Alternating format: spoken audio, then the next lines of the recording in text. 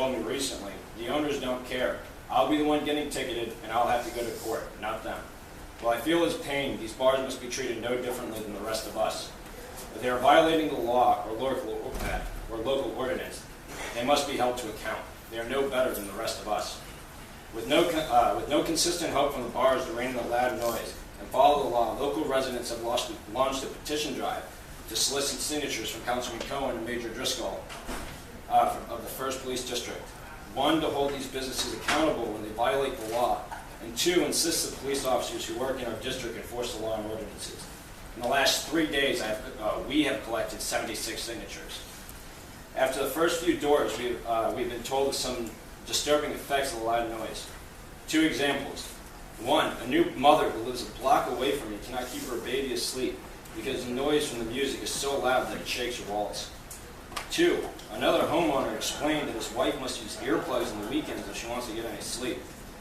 We have even heard from people who live 4 blocks away from these bars who can still hear the music. But to add insult to injury, there's been a lackluster police response. On occasion, I have had a police officer who has responded in a professional manner. However, that is not the typical case, as police officers have told residents, it's our own fault for living here. Or my hands are tied, I can't do anything. And even, we can't bring the sound meter. The meter is too sensitive. Frankly, none of us need to be lectured by a police officer. All we want is for them to do their job. If the police need legal guidance or changes in the ordinances, then we expect the council to provide the tools for them to work with.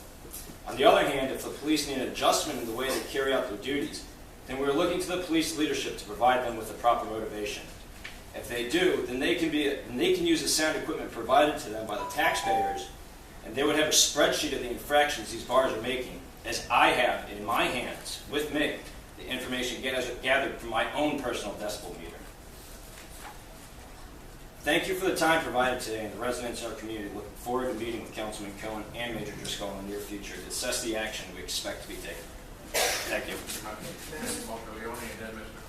Mr. Smith, I have a question because I was unclear about one of the statements you made. When you said the managers were frustrated, which managers? Are we talking about the managers of the clubs, or are we talking about the managers of the bars? I specifically was working with World of Beer because that one was the one causing most infractions with me. And for a while they were turning the music down. However, I felt that it was not my job to police them and asked them every Thursday, Friday, and Saturday. So they say the managers are frustrated, the owners don't care. Well, his words to me were, it's not the owners who are going to go to jail, we're going to go to court, it's me. But, well, I guess we have to talk with some of the operators of the clubs, because wouldn't it be the manager of the club who's responsible for turning the music down? Right, it is the manager's supposed so to do I don't it, understand why he's pointing the finger at the but obviously the owners want to continue reining in money, and he wants to keep his job. If he loses money and the bar loses revenue, he's no longer going to have a job. Okay, I think that sort of clears it up. And I know we've had issues with the noise meter issue before, because from what I understand from previous times we've talked about this, is there's not enough noise meters to go around for all of the squad cars, so it depends on who shows up. Recently I've called quite a few times, and the past 3 times I've called, they've never showed up at the sound meter. And actually each time I've either been told that it's too sensitive for them to use, or some other excuse that I live too close to the bars and I shouldn't be complaining. Well, they shouldn't be telling you that. No, they shouldn't. Start with, and you and I, we all know that.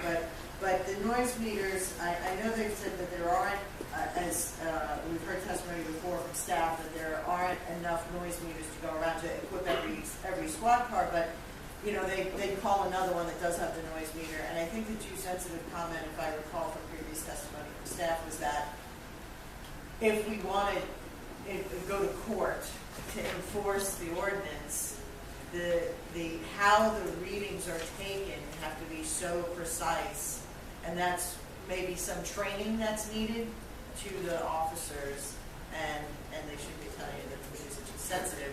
We just need to make sure that the officers are trained so that they're taking the readings so that it stands up in front of legal action. Thank you. Mr. Cohen. Thank you, Mr. Chair. I just wanted to let the